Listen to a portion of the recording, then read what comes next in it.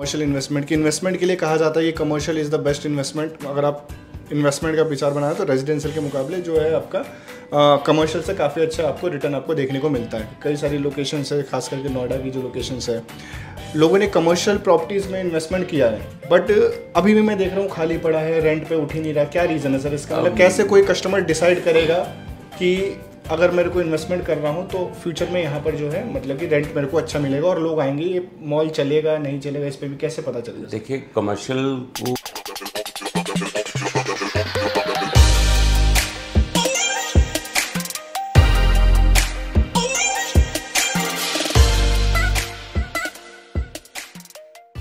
तो दोस्तों, जैसा कि हम इस बार जो है द्वारका एक्सप्रेसवे के बारे में सर से जानेंगे, अपकमिंग चीज़ें यहाँ पे कौन कौन सी आने वाली है और क्या डेवलपमेंट प्रोसेस है जो भी हुआ है वहाँ पे, और कमर्शियल से रिलेटेड भी सर कुछ जानकारी हम आपसे चाहेंगे। तो सर एक छोटा सा इंट्रोडक्शन दीजिए आप हमारे दर्शकों को अपने बारे में। मेरा नाम मनीष वर्मा है। मैं रियल एस्टेट इंडस्ट्री में पिछले 13-14 साल से हूँ। पहले मैं यमुना एक्सप्रेसवे में भी काम किया है मैंने, नोएडा में भी काम किया, ग्रेटर नोएडा में भी किया है। तो रिसेंटली द्वारका एक्सप्रेसवे की जो पता लगा कि द्वारका एक्सप्रेसवे इतनी सब चीज़ें आ रही हैं, तो I have shifted to Dwarka expressway now. तो थोड़ा सा मैं द्वारका एक्सप्रेसवे के बाद बता देता हूँ कि जैसे आप लोगों को पता होगा, गोल्फ कोर्स रोड है, गोल्फ कोर्स रोड के बाद बनी golf course extension road. Golf course extension road को उन्होंने और एक्सटेंड किया साउदर्न पेरिफेरल रोड। अब साउदर्न पेरिफेरल रोड आगे एक्सटेंड होकर द्वारका एक्सप्रेसवे बनी है। साउदर्न पेरिफेरल रोड जो है क्लोवर है, NH8 पे क्लोवर लीफ कहते हैं उसको, वहाँ से आपका द्वारका एक्सप्रेसवे शुरू हो जाता है एंड 29 किलोमीटर्स के बाद आपका दिल्ली को टच कर जाता है। अच्छा, तो सर जैसे कि मैं बात कर रहा हूँ कि जैसे गुड़गांव का भी ऑप्शन है लोगों के पास, ठीक है, कई सारे लोग हैं गुड़गांव, क्योंकि द्वारका से काफ़ी पास भी पड़ता है। तो मैं अगर इन्वेस्टमेंट करना चाह रहा हूँ तो मेरे पास गुड़गांव भी ऑप्शन है, यमुना एक्सप्रेस भी है, नोएडा भी है। तो यहाँ की ऐसी मार्केट में क्या है जो एकदम से लास्ट के 2-3 सालों के अंदर ही देखा जाए तो यहाँ पे एकदम से बूम आया? तो क्या है सर इसका रीज़न इतना? थोड़ा सा जो इसमें फ़र्क आया है द्वारका एक्सप्रेसवे बनने से, जो मेन इंफ्रास्ट्रक्चर की प्रॉब्लम है गुड़गांव के अंदर कि जैम्स लग जाते हैं, वाटर लॉगिंग हो जाती है, थोड़ी सी बारिश हो जाए सब बंद हो जाता है, उस चीज़ से द्वारका एक्सप्रेसवे काफ़ी अलग है। अच्छा। द्वारका एक्सप्रेसवे में आपकी कनेक्टिविटी बहुत अच्छी है, आपको आने जाने की प्रॉब्लम नहीं होती। अगर आप क्लोवर से चलते हैं द्वारका एक्सप्रेस से ख़त्म तक, it hardly take 15 to 20 minutes. और यही मैं अगर क्लोवर से NH8 से मैं जाऊं शिव मूर्ति तक, तो मुझे कम से कम 45 से 50 मिनट, 1 घंटा भी लग सकता है। अच्छा। तो ये एक बहुत अच्छी कनेक्टिविटी है। Frankly speaking, I am sitting at Sona road, if I have to go to Delhi तो मैं द्वारका एक्सप्रेस से पसंद करता हूँ। अच्छा। क्योंकि it will save a lot of time to me. तो ये एक सबसे बड़ा तो ये इशू है इसके अंदर जो द्वारका एक्सप्रेस को बढ़ने का। मोर ओवर अभी जो द्वारका एक्सप्रेस पे दोनों तरफ पे बहुत ज़्यादा डेवलपमेंट्स हो रही हैं। डेवलपमेंट में अब अगर हम क्लोवर से शुरू करें तो वहाँ पे ISBT आ रहा है अभी जी। आगे जब हम थोड़ा 3-4 किलोमीटर आगे जाते हैं तो राइट साइड पे ग्लोबल सिटी आ रही है। 1000 एकड़ के अंदर ग्लोबल सिटी बन रही है, जिसके अंदर मिनिमम रेट आएगा 50,000 से लेके 1 लाख रुपए स्क्वायर यार्ड का रेट आएगा। अच्छा। जो कि एक नई चीज़ आ रही है, उसके अंदर इतना बड़ा रेट बहुत मायने रखता है। एंड इसमें टोटली स्काई स्क्रैपर्स और बड़ी मतलब बिल्कुल मॉडर्न, जैसे आप हांगकांग देखते हो या चाइना देखते हो, बीजिंग देखते हो, वैसी वाली फील आएगी इसके अंदर। अच्छा। ये बिल्कुल उस तरह की चीज़ आ रही है। मोर ओवर जितने भी आप बड़े ब्रांड्स का हो, चाहे वो M3M हो, चाहे वो सब अभी द्वारका एक्सप्रेसवे पे काम करें। गोदरेज है, आपका शाहपुर पलोंजी है, M3M तो है ही है, पुरी है, एलान है। तो ये सब अपने रेजिडेंशियल और कमर्शियल प्रोजेक्ट्स लेके आ चुके हैं। और मज़े की बात ये है कि जो रेट वहाँ पे इस टाइम द्वारका एक्सप्रेसवे पे है, वही रेट इस time golf course extension road पे है, जो कि फुली डेवलप्ड है। अच्छा। उसके बावजूद वहाँ पे ये रेट आ रहा है क्योंकि it is very near by two Delhi. तो ये बहुत बड़ा एडवांटेज है उस चीज़ की। तो हम कह सकते हैं जैसे कि द्वारका एक्सप्रेसवे है और साइड में सोना रोड है, काफ़ी सारी चीज़ें हैं, बट यहाँ की एक अपनी ही एक अलग खूबी, जैसा कि मैंने सुना था कि अभी रिसेंटली ओमेक्स का कोई है प्रोजेक्ट। हाँ। जो कि कह रहे हैं कि मतलब कि कमर्शियल का बहुत मतलब कि बड़ा प्रोजेक्ट होने वाला है। तो सर उसके बारे में सर कुछ जानना चाहेंगे? ओमेक्स स्टेट करके एक प्रोजेक्ट लेके आ रहा है अपना, 65 एकड़ का ये है, PPP मॉडल पे लेके आया है दिल्ली गवर्नमेंट के साथ। Land is belong to Delhi government but is constructed by अपना ओमेक्स। एंड इसके अंदर बहुत बड़ी चीज़ आ रही है, इसके अंदर क्रिकेट स्टेडियम आ रहा है 140 साल के बाद। दिल्ली के अंदर एक दूसरा क्रिकेट स्टेडियम आ रहा है अपना फिरोज शाह कोटला के बाद, अरुण जेटली स्टेडियम के बाद। अच्छा। और इसके अलावा इसके अंदर एक इंडोर स्टेडियम भी आ रहा है, 5 स्टार होटल आ रहा है, disco, pubs, retail space, high street, everything is there. इसमें करने का सबसे बड़ा फ़ायदा है, इसमें जो फुटफॉल है वो कैसे आएगी, बिल्कुल ओमेक्स स्टेट के बिल्कुल दूसरी साइड पे आपका भारत वंदना पार्क आ रहा है 220 एकड़ में। सुना था सर मैंने। हाँ, इसके अंदर क्या है, पैन इंडिया के जितने भी आपके मॉन्यूमेंट्स हैं, गेटवे ऑफ इंडिया है, आपका इंडिया गेट है, ताजमहल है, चार मीनार है, मदुराई टेम्पल है, वो सब कुछ इसमें आ रहा है। अभी इसका छोटा रेप्लिका आपका मोती नगर में है, भारत दर्शन पार्क के नाम से, वो है, दैट इज़ अराउंड 3-4 एकड़ में होगा, ये 220 एकड़ में आ रहा है। अच्छा। तो आप सोच सकते हो कि उसमें कितना फुटफॉल आएगा। उसके अलावा यहाँ पे 18 कोर्स का गोल्फ कोर्स आ रहा है, that is the biggest in Delhi. उसके अलावा यहाँ पे डिप्लोमेटिक एनक्लेव आ रहा है, काफ़ी सारी एम्बेसी यहाँ शिफ्ट हो रही हैं। फिर आपका यशोभूमि में एक्सपो सेंटर है ही है। हाँ, यशोभूमि का मैंने नाम मतलब काफ़ी सुना कि इसका मतलब कि पहले कुछ और नाम था क्या? एक्सपो सेंटर ही कहते हैं इसको, IICC कहते अभी हैं रखा गया इसको। इसका हाँ, यशोभूमि मोदी जी का जो एक सपना है कि सभी को हिंदुत्व के साथ जोड़ रहे हैं, तो यशोभूमि इस नाम से उसका रखा गया है। तो ये सब चीज़ें इस पूरे प्रोजेक्ट के सराउंडिंग्स में हैं। फिर मोर ओवर इसके अंदर आपका क्रिकेट स्टेडियम आ ही रहा है, मैं आपको बता रहा हूँ, इंडोर स्टेडियम है। फिर इसके अंदर 7 लाख स्क्वायर फीट का आपका कमर्शियल आ रहा है। अच्छा। सबसे बड़ी चीज़ ये है कि जितने भी कमर्शियल्स बन रहे हैं दिल्ली के अंदर या कुछ भी है, उसके अंदर ना वो स्टेट वाइज, जैसे कि अगर जैसे कोई आपने वो करना है, कोई कंसर्ट करना है, तो हमारे पास क्या है, हमारे पास जवाहरलाल नेहरू स्टेडियम है, इसके अलावा कहीं कुछ नहीं होता। तो यहाँ पे उस कॉन्सर्ट को भी लेके आ जा रहा है। 5 डिस्ट्रिक्ट्स आ रही हैं, स्पोर्ट्स, फूड, आपका सोशल, कल्चरल, ये इस तरह की 5 उसमें डिस्ट्रिक्ट्स बन रही हैं। अच्छा। तो उसके अंदर आपका वही, इसमें सबसे बड़ा फ़ायदा क्या है इन्वेस्टमेंट करने का, कि आपको एश्योर्ड रिटर्न भी मिल रही है। कमर्शियल की जैसे मैं जब भी बात आती है कमर्शियल इन्वेस्टमेंट की, इन्वेस्टमेंट के लिए कहा जाता है कि commercial is the best investment. अगर आप इन्वेस्टमेंट का विचार बनाए तो रेजिडेंशियल के मुकाबले जो है आपका कमर्शियल से काफ़ी अच्छा आपको रिटर्न आपको देखने को मिलता है। लोगों ने कमर्शियल प्रॉपर्टीज़ में इन्वेस्टमेंट किया है, बट अभी भी मैं देख रहा हूँ खाली पड़ा है, रेंट पे उठ ही नहीं रहा। क्या रीज़न है सर इसका? मतलब कैसे कोई कस्टमर डिसाइड करेगा कि अगर मेरे को इन्वेस्टमेंट कर रहा हूँ तो फ्यूचर में यहाँ पर जो है मतलब कि रेंट मेरे को अच्छा मिलेगा और लोग आएंगे, ये मॉल चलेगा नहीं चलेगा, इस पर भी कैसे पता चलेगा? देखिए, कमर्शियल में चलने का सबसे बड़ा चीज़ होता है रेजिडेंशियल गैदरिंग, उसके आसपास रेजिडेंशियल कितना है, दोनों एक दूसरे के कॉम्प्लीमेंट्री हैं। रेजिडेंशियल है तो कमर्शियल चलेगा, कमर्शियल तो रेजिडेंशियल चलेगा। अब होता क्या है कि जैसे नोएडा की आप बात कर रहे हो, नोएडा में सप्लाई इतनी ज़्यादा दे दी है, जबकि वहाँ पे भी कर रहे हैं एक दूसरे को, वहाँ रेजिडेंशियल भी है आपका, कमर्शियल भी है, लेकिन कमर्शियल की इतनी ज़्यादा सप्लाई कर दी है कि अब रेजिडेंशियल कितना उसको कैटर करेगा। तो दैट्स वाई वहाँ पे कई बार, अब यहाँ पे ये जो ओमेक्स का ये बन रहा है, इसके आसपास कुछ भी कोई भी ऐसा कोई कमर्शियल मॉल नहीं है।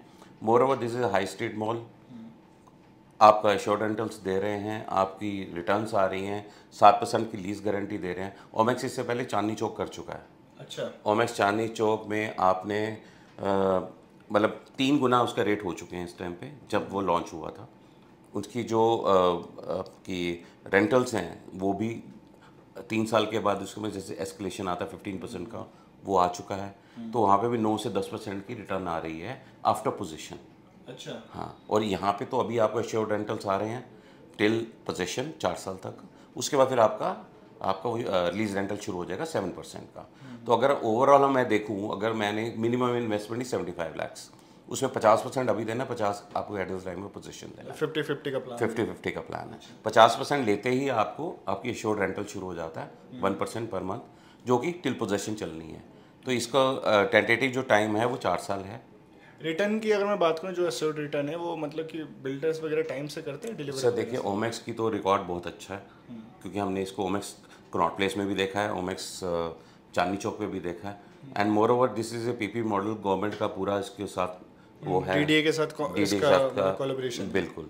तो इस वजह से इसमें कोई किस तरह की कोई प्रॉब्लम नहीं है। मोर ओवर अगर किसी को फिर भी कुछ हिच है कि मेरे को बिल्डर देगा नहीं देगा, तो इसमें 2 साल की, पहले 2 साल की एनपीवी भी करके दे रहे हैं। 18% का इमीडिएट डिस्काउंट दे रहे हैं उसके अंदर।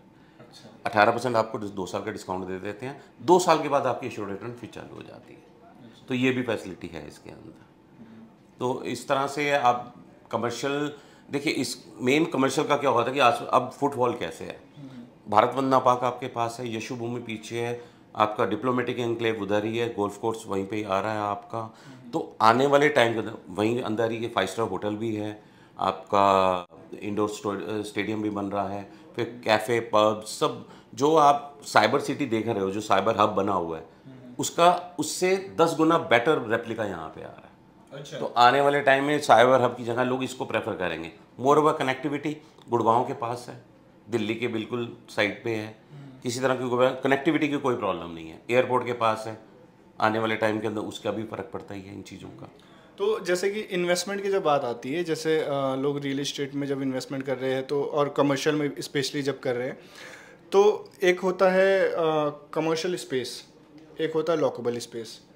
तो कैसे डिफाइन कर सकते हैं हम इसको, कौन सा बेटर है दोनों में? देखिए, अगर हम ओवरऑल अगर इस कॉन्सेप्ट पे बात करें तो लॉकेबल इज ऑलवेज प्रेफरेबल, लेकिन this is a pre lease property totally, either is a lockable और वर्चुअल और anchor space, it is all pre leased. तो आप कहीं पे भी कर सकते हैं।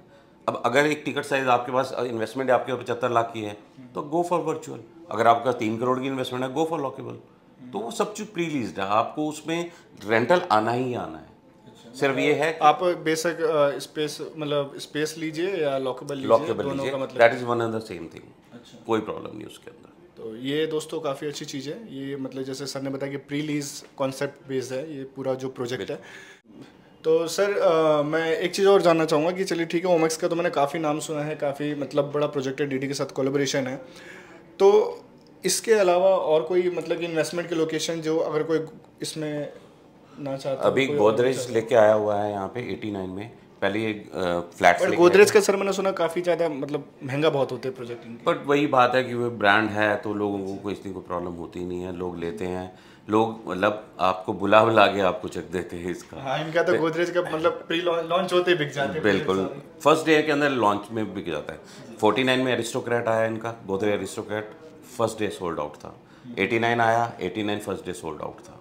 अभी 89 के अंदर ही ये स्टूडियो अपार्टमेंट्स लेके आए हैं उसके अंदर ही, तो that is also good investment, क्योंकि ये भी प्री लीज्ड होंगे, इस पे भी आपको रिटर्न आएगी, तो that is also good investment. मतलब कि उसका रेंट आएगा नहीं आएगा इसकी टेंशन ही खत्म। टेंशन खत्म, क्योंकि ब्रांड है गोदरेज, तो ऑटोमेटिकली कोई भी एमएनसी, कोई भी बड़ी कंपनी, कोई भी होटल, कोई भी किसी लीज आउट ले सकते हैं इस पर लीज। इसकी क्या लोकेशन वगैरह कहाँ पे पड़ेगी? बिल्कुल, ये जो आप द्वारका एक्सप्रेसवे है, इस पे एक एनपीआर रोड टच होती है, इस नॉर्दर्न पेरिफेरल रोड, इसके ऊपर ही है ये बिल्कुल।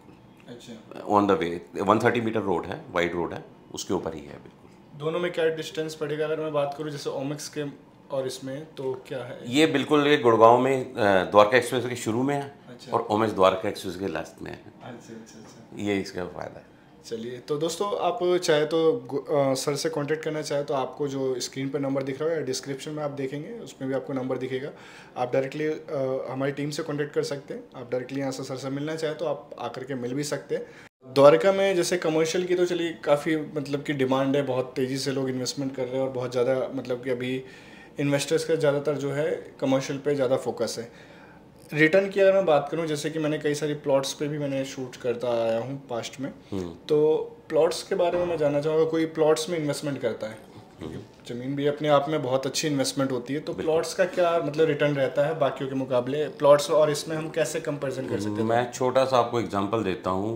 अभी बीपीटीपी ने 102 में बीपीटीपी एमस्टोरिया के नाम से लॉन्च किए हैं प्लॉट्स। फेज़ 1 के अंदर इसका जो रेट था वो था 1 लाख रुपये। अच्छा। फेज़ 2 आते आते वो रेट हो गया 1,75,000 पर स्क्वायर यार्ड।